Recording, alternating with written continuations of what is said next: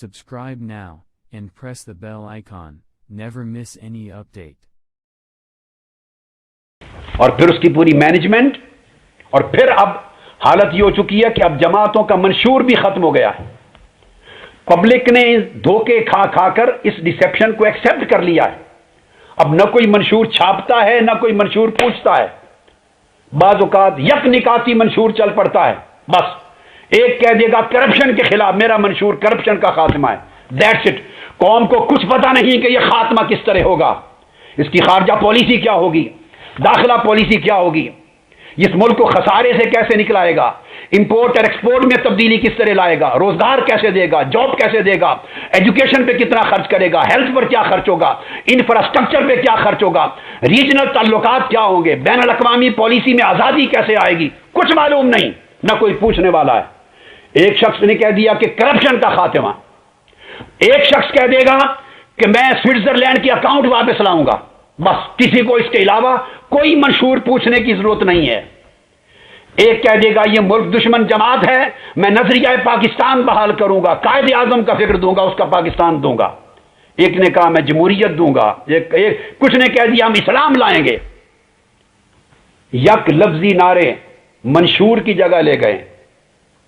کوئی کہہ دے گا be be کے خون کا بدلہ لیں گے، کوئی کہہ دے گا لٹیروں کی لوٹ گسور کو ختم کریں گے۔ یہ جملے ہیں، آپ غور سے سنیے، جسٹ ایک ورڈ ہے، single sentence word.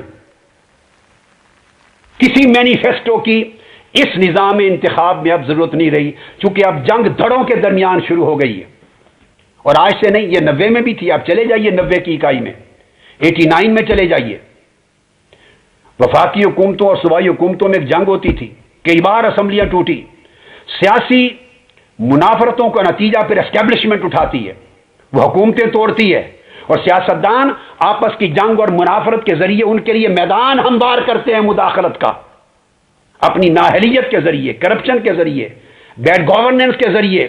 Parliament deliver نہیں کر سکتی۔ اب آج کی پارلیمنٹ سے پوچھیں کہ موجودہ پارلیمنٹ جس کو 3-4 سال ہو گئے، فیڈرل بھی اور میں بات کر رہا ہوں اسمبلیز پروونشل بھی، انہوں نے اس قوم کو کیا دیا ہے؟ کوئی بولے گا اتنی لیجسلیشنز کی ہیں، کوئی بولے گا اتنی امینڈمنٹس کی ہیں۔ بھائی آپ کی لیجسلیشن نے 17 کروڑ عوام جن کو بجلی نہیں مل رہی، پانی نہیں مل رہا، آٹا نہیں مل رہا، کھانا نہیں مل رہا، روزگار نہیں مل رہا، جن کی عزت اور جن کی جان و مال محفوظ نہیں، ہر وقت خون کی ہولی کھیلی جا رہی، ان عوام کو آپ کی لیجسلیشن نے کیا دیا ہے؟ یہ 16 کروڑ عوام جو مایوس لوگ ہیں، جن کے پاس ٹیلنٹ ختم ہوتا جا رہا ہے، قوم کا اعتماد اپنے ملک اور اپنی قومیت پہ ختم ہو رہا ہے، اس قوم کو کیا دیا ہے آپ کی امینڈمنٹس نے؟ امینڈمنٹ ہوتی ہیں اپنے سیاسی مفادات کے تحفظ کے لیے، اپنی کرپشن کو محفوظ کرنے کے لیے، پالیسیز میں تسلسل نہیں ہے۔